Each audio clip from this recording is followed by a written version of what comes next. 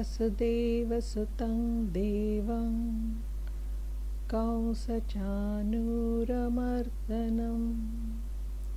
देवकी परमानन्दं कृष्णो वन्दे जगद्गुरुं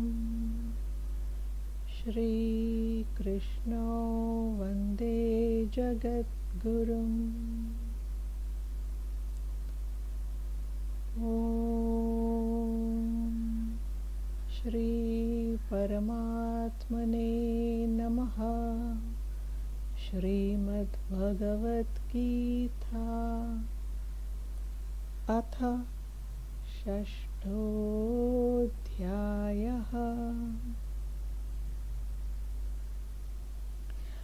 AtmaSamyamaYoga, the yoga of self-control. Pranams from Dr. R.J. Kalpana. Welcome to the study of the Bhagavad Gita. In the previous 5 chapters of the Gita, we studied Sankhya Yoga and Karma Yoga, the path of knowledge and the path of action, and how to renounce knowledge, how to renounce action even to attain merger with the divine.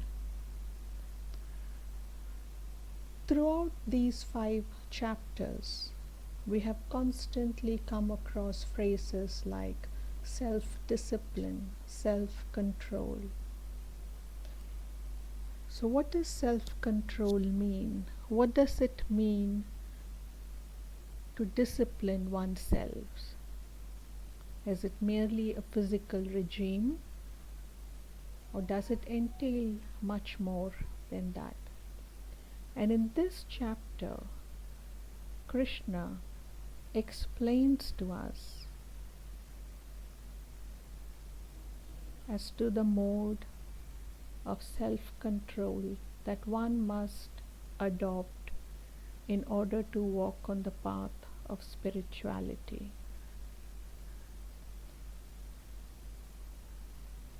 In Shloka 1, Sri Bhagavan said, "He who does his duty without expecting the fruit of actions as a samanyasa and a yogi, he is both a Sankhya yogi and a Karma yogi. He is no samanyasi who has merely renounced the sacred fire. Even so, he is no yogi who has merely given up all activity." This is a very loaded shloka. So let us take some time to understand. Krishna says that the definition of a Sankhya yogi and a Karma yogi is one who does the duty as is ordained in the Vedic scriptures, depending on the order of society, depending on the stage of their life, and perform the duty selflessly without any expectations of rewards. To walk the path of brahmacharya, grihastha, vanaprastha, sannyasa, and do the duties that is accorded at each stage of one's lives. To become a Brahmin, a Kshatriya, a Vaishya, or a Shudra, and to discharge one's social responsibilities with due honor and due diligence, but without expecting the fruit of one's actions. That person is called both a Sankhya yogi and a Karma yogi. And then Krishna goes on to say that he is no samyasi who has merely renounced the sacred fire.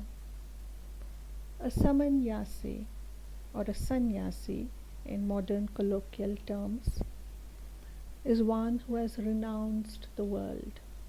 It is the fourth stage of one's life, the first being that of brahmacharya, the student life, where we dedicate all our time to learning the scriptures, to studying the moral and social ethical codes of honor, and to take up skill sets that will hold us steady in the social world. A grihastha is one who has dedicated his life to a familial responsibilities. A vanaprastha is one who has come to that stage of life where, although they live in the world, they live in society amongst people, but do not involve themselves actively in any rites or rituals. A sannyasi, on the other hand, is one who has completely renounced the world, the worldly life, renounced the sacred fire. And that is the meaning of renouncing a sacred fire. All the Vedic rites and rituals are renounced. And that is why sannyasis are buried as samadhis. They are not cremated. No fire will touch them because they have renounced the sacred fire. They eat only uncooked food. They do not touch cooked food. Anything that is touched by fire is not consumed by them, and they do not live in society, having given up all the worldly entertainments. Adi Shankaracharya accepted sannyasi stage of life at a very young age with due permission from his mother, who extracted a promise from the young boy asking him to come at her time of death, and he promised his mother that he would. And then he set out onto his travels, became a Jagat Guru, and once when word reached him that his mother was ill and nearing her end, he rushed back to Kaladi in present-day Kerala. And there he comes to know that his mother has already passed away. And as is the duty of a son, he prepared himself to set fire to the logs carrying his mother's body. The priests in the locality were up against arms, preventing him from doing so, because he is a sannyasi. He has renounced the fires. He has renounced the sacred fires. So how can he possibly touch the fire and use it to cremate his mother? And so they denied him that final act.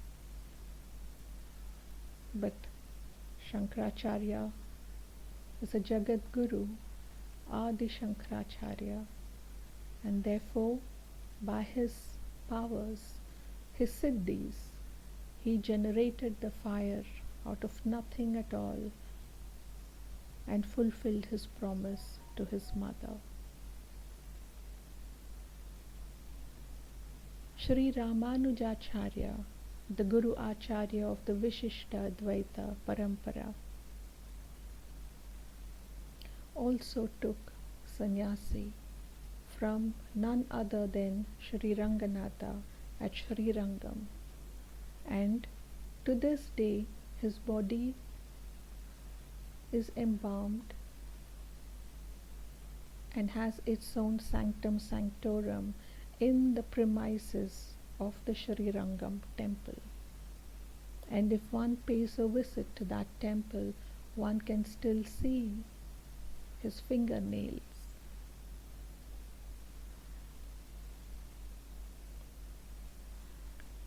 So a sannyasi is one who has renounced the sacred fire. But Krishna says that it is not enough just to renounce the sacred fire. Just the action of physical renunciation is insufficient. The intent behind it, the thought processes behind it, must also match with that renunciation. So there is no point in claiming to be a sannyasi and yet being attached to family, to relationships, to possessions. And therefore, Krishna in the same vein goes on to explain that the karma yogi has to give up all action. And most importantly, the fruits of his action. Because he is no yogi who has merely given up the activity, but yet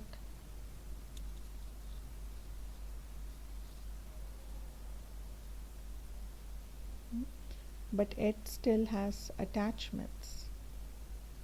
So a karma yogi has to renounce all thoughts of the world, attain the true knowledge of the disciplines of Sankhya Yoga and Karma Yoga.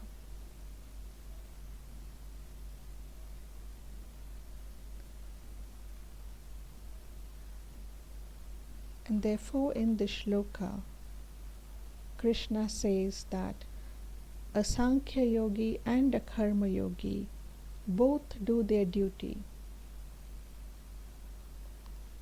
whether they outwardly and inwardly renounce the world and all its attachments, or inwardly renounce the world and its attachments, but outwardly go on performing their duties, but having no expectations of any kind. Such a person are called a Sankhya yogi and a Karma yogi.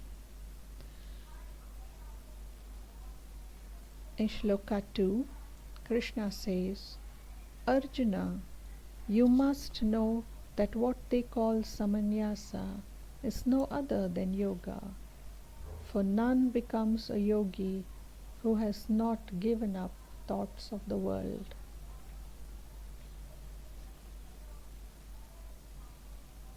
And so here Krishna explains that even to attain sannyasi, even to attain the diksha or initiation of sannyasi, is to walk on the path of yoga.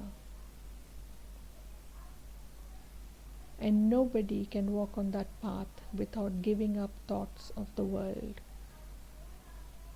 without giving up renunciation. Renunciation of all possessions, attachments, and desires.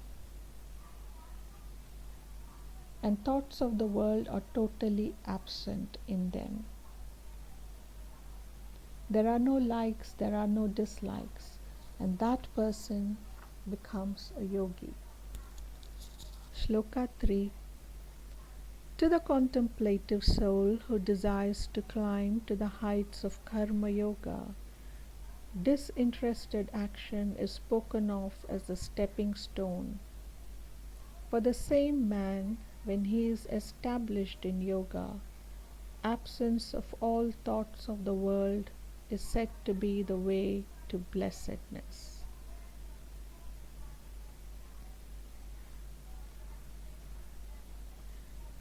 So Krishna here explains that if we want to climb to the heights of Karma Yoga, if we want to walk on the path of Karma Yoga, the yoga of action, to become a Karma Yogi, then disinterested action is our guiding principle.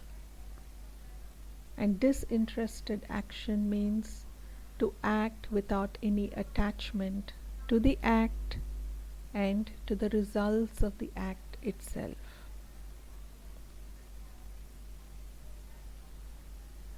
And for this same person, when he is established in yoga, and if he can rise beyond thoughts of the world, like worldly thoughts, desires, attachments,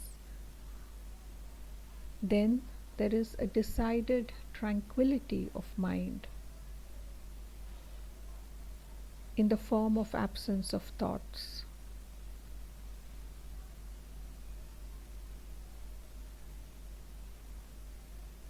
And therefore there are no likes and dislikes. He accepts whatever comes his way. There are 3 A's that I would suggest that we all adopt: accept, appreciate, adapt. Accept whatever life throws us. Whatever life throws at us, to accept all the twists and turns.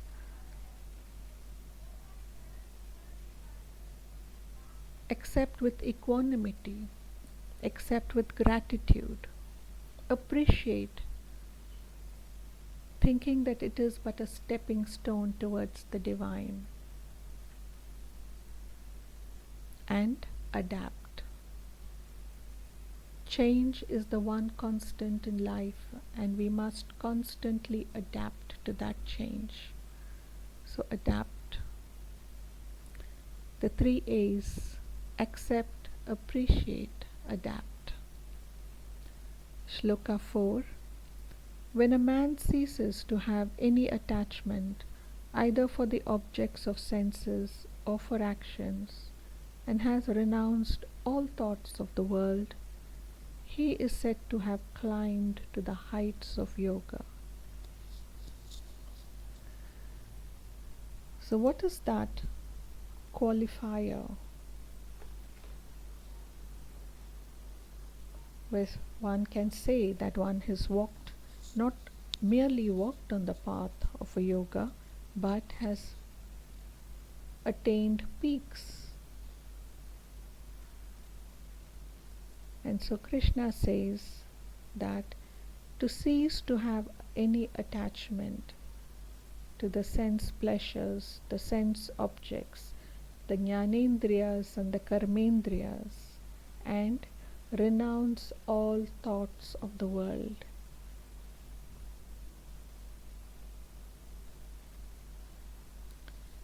So renounce thoughts of the world does not mean not to have any thoughts, which is an impossibility. As long as we live in this world, as long as we function in a human dimension, we are bound to have thoughts. But the difference is that such thoughts will not be tainted by the feeling of possessions, attachments, and aversions.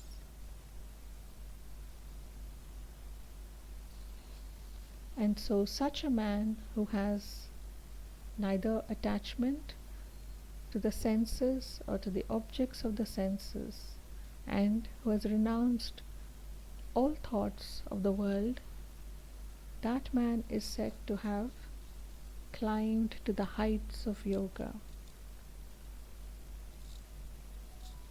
has reached perfection in yoga. Shloka 5, Krishna says, one should lift oneself by one's own efforts and should not degrade oneself. For one's own self is one's friend, and one's own self is one's enemy.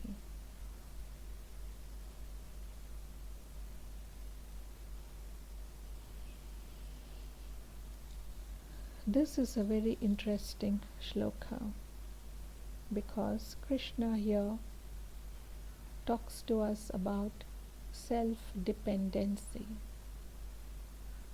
Lift yourself up through your own efforts.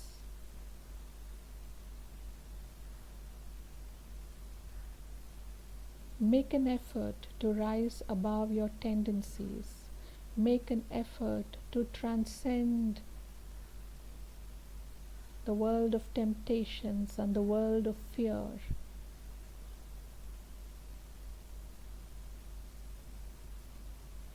And do not degrade yourself.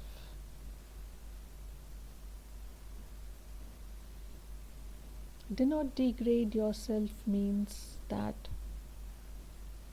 do not devolve into an indulgence of your senses. Do not further devolve into an indulgence of your impulsive actions, which are born out of tendencies, which are probably samskaric driven.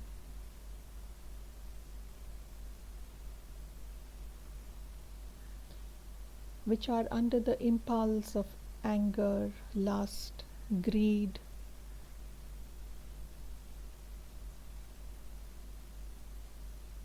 and by which we are not really achieving anything. We are not even behaving in a humane fashion. Our progression must always be from the animal kingdom to the human kingdom, to the divine kingdom, from instinct to intellect to intuition. And enlightenment is that catalyst that transmutes, transforms, transcreates intellect into intuition, and that catapults us into the world of the divine. And therefore be your own friend, do not be your enemy.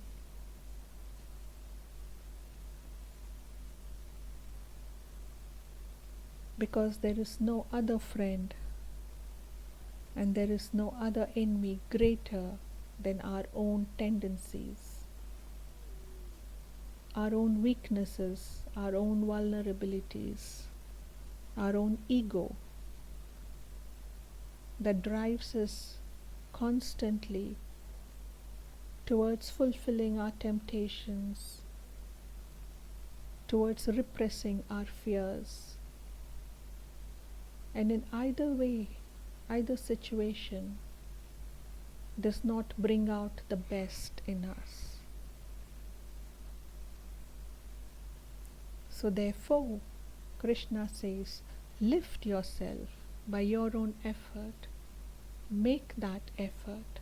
Make that sankalpa, because progress consists in reforming one's nature, in transcending one's nature, and not to succumb to one's nature.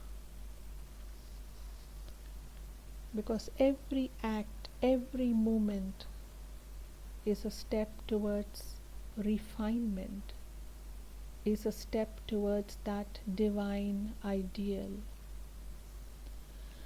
And always remember, oil and water cannot mix. They're two different qualities. And therefore, if we have to merge with the divine, our condition must be the same as the divine, as transcendental as the divine. Sloka 6. One's own self is the friend of the soul, by whom the lower self, consisting of the mind, senses, and body, has been conquered. Even so, the very self of him who has not conquered his lower self behaves antagonistically like an enemy.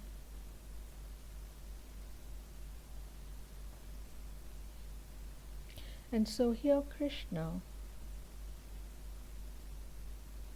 is talking about the mind, the senses, and the body collectively as the lower self, because it is this self that is born out of nature, prakriti. It is an evolute, a causation, and an effect of nature. The soul is the gift of the divine. The mind, the senses, and the body is the gift of the human dimension, is the gift of this world of matter, of nature that we are born into. And so therefore, if these three fundamentals is under control,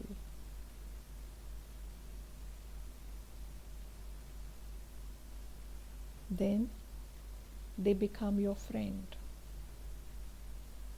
But if they are wayward and unruly and run after worldly attractions without any check, then they become your enemy, because they are constantly generating samskaras by their likes and dislikes. They're constantly filling up your suitcase of samskaras, and they are only creating more bondage.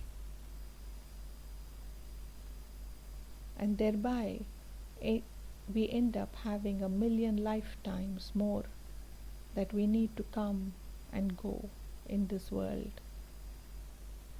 How many more births and rebirths and deaths will we have?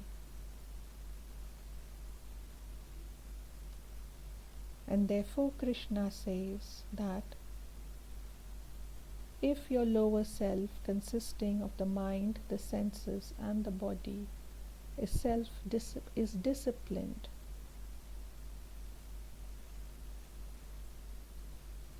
and disciplined with discrimination and detachment, viveka and vairagya.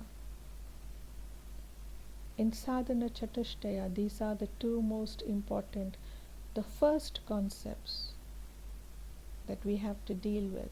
Viveka, the ability to discriminate.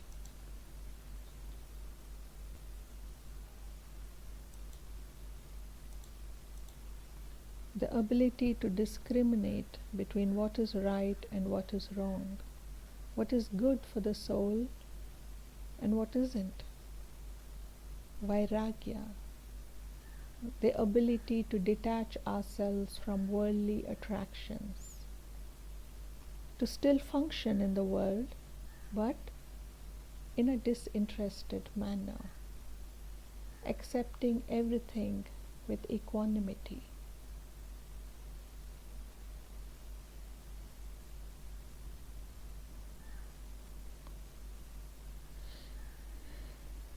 There was a farmer in a village, and once he went out to farm his fields, and he found a horse grazing. The horse came towards him, accepted the grass that he offered, and followed the farmer home.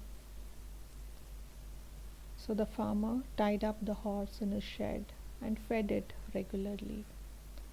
All the villagers were in awe of the beauty of the horse and would always comment, "You're so lucky, farmer, you found such a beautiful horse." One day, the farmer forgot to tie up the horse, and the next morning, the horse was nowhere to be found. And all the villagers commiserated with the farmer, saying, "Oh, you poor sort of a being. The horse has left you and gone. What will you do now?" The farmer remained calm and didn't say anything. A week passed,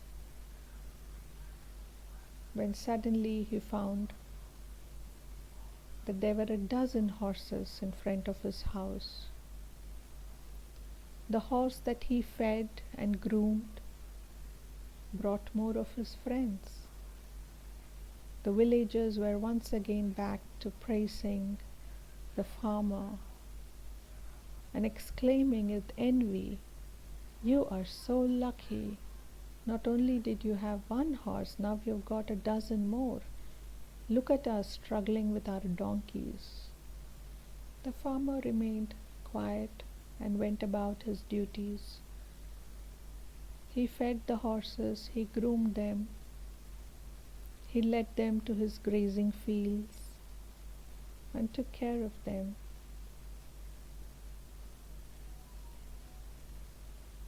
One day, the son of the farmer wanted to ride the horse. These were wild horses and not meant to be tamed by man. But the young farmer's son was enthusiastic, and with youth on his side, he sprung upon the horse and held on for dear life. The horse buckled, ran hither and thither, and tried to heave the son off of his back. Eventually he succeeded, and the poor boy was tossed onto the ground and he broke his leg. All the villagers commented, "Oh, what an unruly mess of a horse you have, farmer. You should shoot it. This is no way to have horses. They should be of some use to us." The farmer went quiet, took the son to the physician, bandaged him up, and while the son was lying in bed and healing from his broken leg, the king of the kingdom that they were all living in went to war. And the king declared that all able-bodied men be rounded up and conscripted to the forces, to the army. And therefore the soldiers went village to village to enlist all able-bodied young men. And once again the villagers rounded upon the farmer and said, "You are so lucky. See, the soldiers overlooked your son because his leg was broken. How fortunate for him that he broke his leg. How unfortunate for us that they took away our sons. We have no support now, while you still have a son to support you."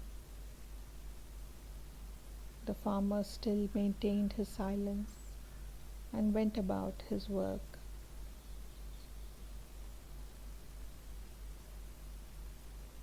And so the story teaches us that it's our own self that is our friend and our own self that is our enemy. So in this story, the farmer is one side of the coin, the villagers belong to the other side. The good side and the bad side of us. The side that is always showing us the right way to handle things, the right way to handle ourselves in complicated situations. And the other side that is at the mercy of emotions, at the mercy of temptations, at the mercy of fears and anxiety.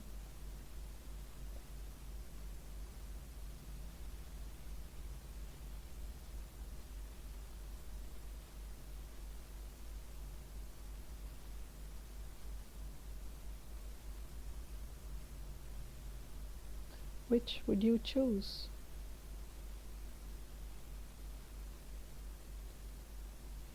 Om Yogesho Satchidanando Vasudevam Rajapriyam Dharma Samstapakam Viram Krishno Vande Jagat Gurum Shri Krishno Vande Jagat Gurum. Om Shri Krishnarpanamastu.